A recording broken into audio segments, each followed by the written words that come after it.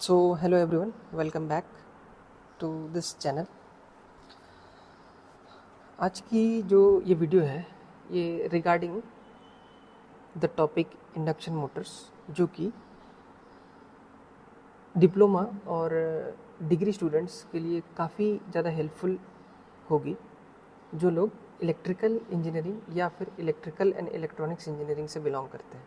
ठीक है, और वीडियो स्टार्ट करने से पहले मैं ये बता दूं कि ये जो टॉपिक है ये अकॉर्डिंग टू JUT सिलेबस है। JUT सिलेबस, ठीक है। JUT मतलब Jharkhand university of technology, Jharkhand university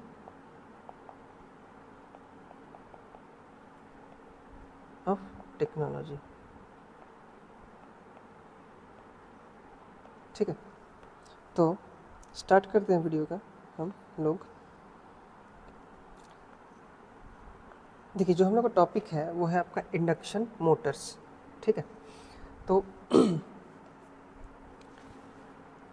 ये जो टॉपिक है ये आपके सेकेंड यूनिट का टॉपिक है सिलेबस में, second unit of electric Motors.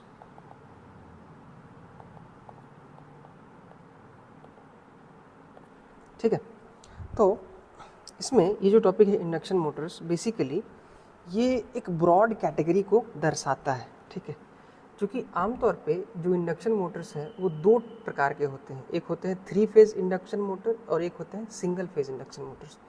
दोनों ही अपने अपने लेवल पे काफ़ी ज़्यादा प्रसिद्ध मोटर्स की कैटेगरी में आते हैं, क्योंकि इनका जो कॉस्ट है काफ़ी चीप होता है और काफ़ी रोबस्ट होते हैं, एफिशिएंट होते हैं, और तीसरी बात है कि रिलायबल होते हैं। अब जब इतनी सारी क्वालिटीज़ अगर यदि किसी एक पर्टिकुलर मोटर में रहेंगी तो ऑब्वियस बात है वो किसी का भी चहेता मोटर्स बन सकता है या इतना पॉपुलैरिटी गेन कर सकता है। ठीक है, तो बहरहाल हम लोग का जो डिस्कशन पॉइंट है वो दोनों ही रहेगा, लेकिन पहले हम लोग शुरुआत करेंगे 3 फेज़ के बारे में। ठीक, 3 फेज़ इंडक्शन मोटर के बारे में। ठीक है, अगर पेन की आवाज़ अगर यदि आपको आ रही होगी तो प्लीज़ थोड़ा सा एडजस्ट कीजिएगा, कुछ किया नहीं जा सकता। ठीक, थैंक यू। चलिए देखते हैं आगे। तो 3 फेज़ इंडक्शन मोटर्स इतना पॉपुलर क्यों है? क्योंकि वाई इट इज़ पॉपुलर, पहला सवाल तो हमारे दिमाग में ये है, वाई इट इज़ पॉपुलर। तो उसका रीज़न हो गया कि चीप है,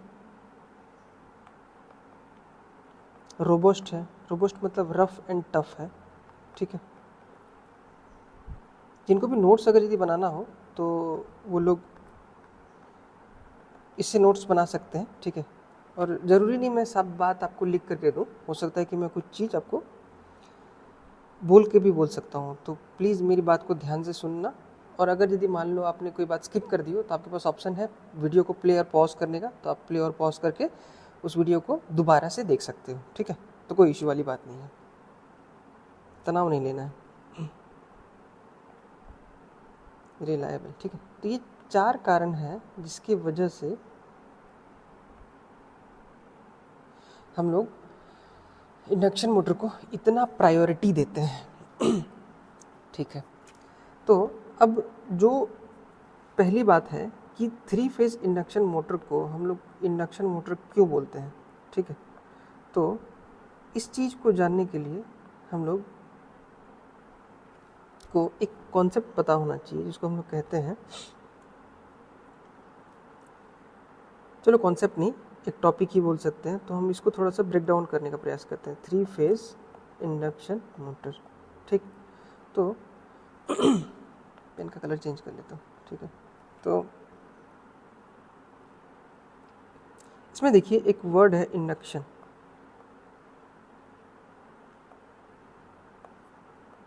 आई होप जो लोग इस पर्टिकुलर वीडियो को देख रहे हैं उनको इस वर्ड के बारे में पता होगा कि इंडक्शन फेनोमेना होता क्या है। तो अगर यदि नहीं पता तो कोई बात नहीं, मैं आप लोगों को बता देता हूँ, लेकिन पता होना चाहिए क्योंकि ये चीज़ आप लोगों के सेकेंड सेमेस्टर में अल्टरनेटर एंड ट्रांसफार्मर के जो टॉपिक है उसमें बताई गई है।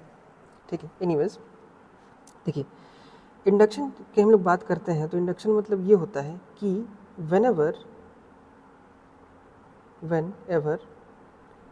there is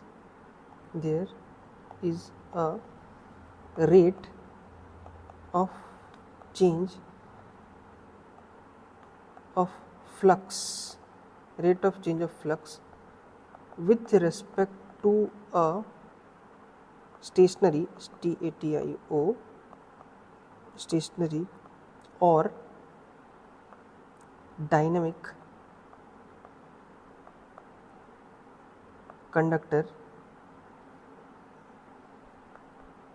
then an EMF is induced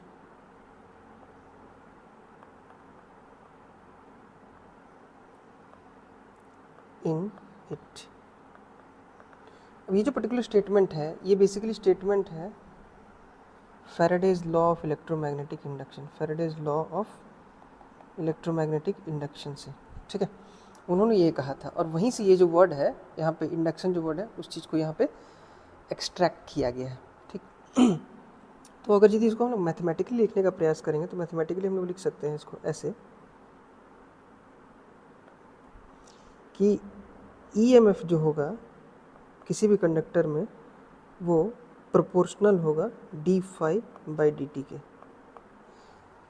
ठीक है। अगर यदि अभी भी नहीं समझ में आ रहा है तो थोड़ा सा और इसको हम एक्सपैंड करने का प्रयास करते हैं। मतलब कह रहा है कि अगर हमारे पास सपोज ये एक कंडक्टर है, ठीक है, यहाँ पे हमने एक गैल्वेनोमीटर लगा दिया, ठीक है, और ये आ गया आपका एक मैग्नेट। अब इस मैग्नेट में नॉर्थ पोल और साउथ पोल होंगे, तो नॉर्थ पोल से जो फ्लक्स है वो आपका बाहर की तरफ निकलेंगे, ठीक है। तो कहना चाह रहा है ये कि एक मिनट, ये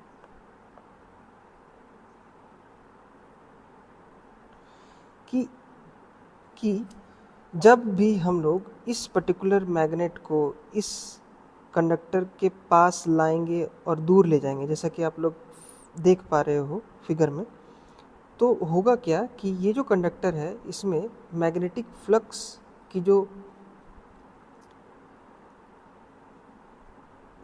कंटेंट है वो आपका कम और बेसी हो रहा है, ठीक है। मतलब बोल सकते हैं इसमें कि जो फ्लक्स है उसके मैग्नीट्यूड में बदलाव हो रहा है। तो इससे क्या होगा कि उस पर्टिकुलर कंडक्टर में हमें एक EMF इंड्यूस होता हुआ देखने को मिलेगा, ठीक है। EMF इंड्यूस होता हुआ देखने को मिलेगा इस वाले पर्टिकुलर कंडक्टर में, ठीक है।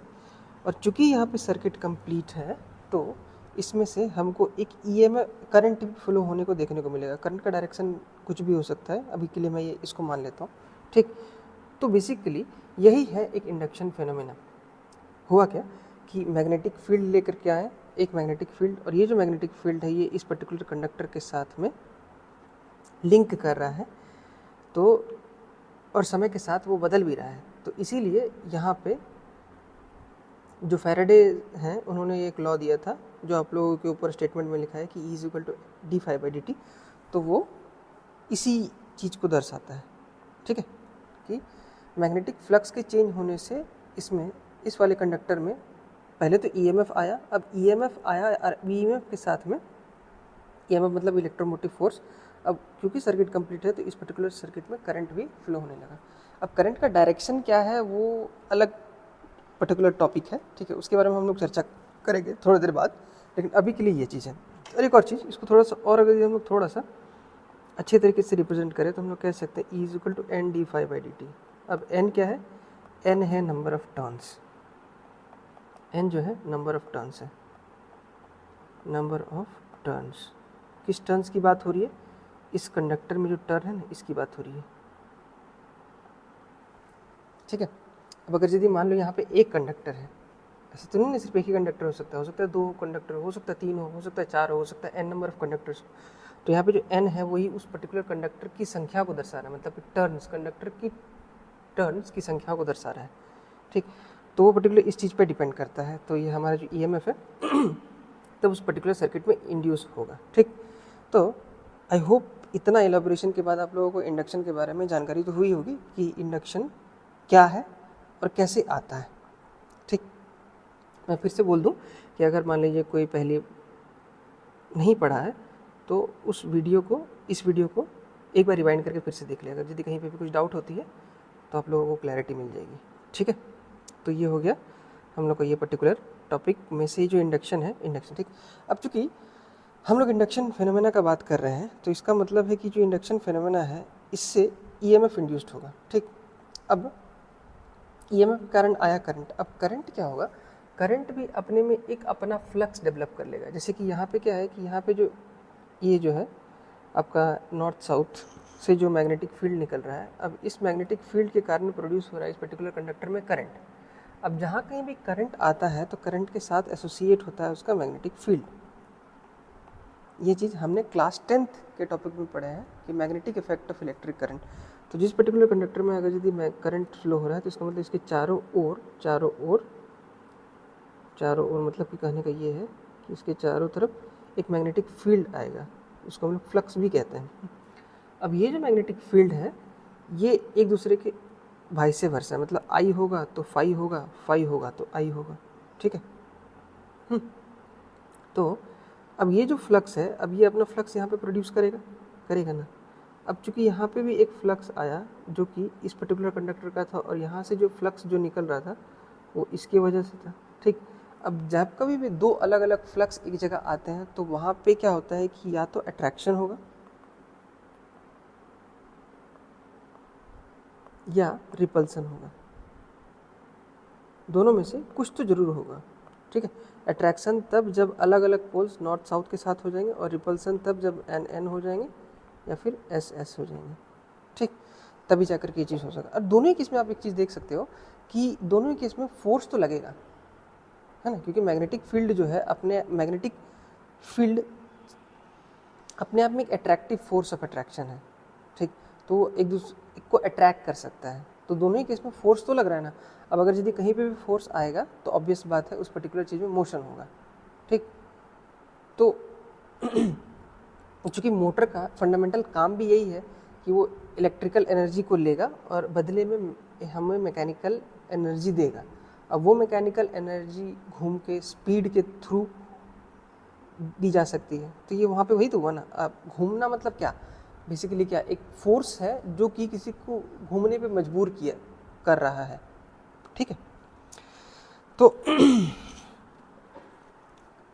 इस पर्टिकुलर चीज़ का हम लोग इस्तेमाल करते हैं एक 3 फेज इंडक्शन मोटर में। ठीक, तो अभी तक के लिए मैंने जो भी बातें बताई आप लोगों को वो चीज़ आप लोगों को समझ में आई होगी। ठीक है, अगर यदि नहीं आई होगी तो आप रिपीट करके इस पर्टिकुलर टॉपिक को फिर से देख सकते हैं। ठीक, बहरहाल आज अभी के लिए इस टॉपिक में मैं इतना ही डिस्कस करता हूँ। बाकी आगे का जो ये टॉपिक है इसको हम लोग अपकमिंग वीडियोज़ में देखेंगे। ठीक है, धन्यवाद।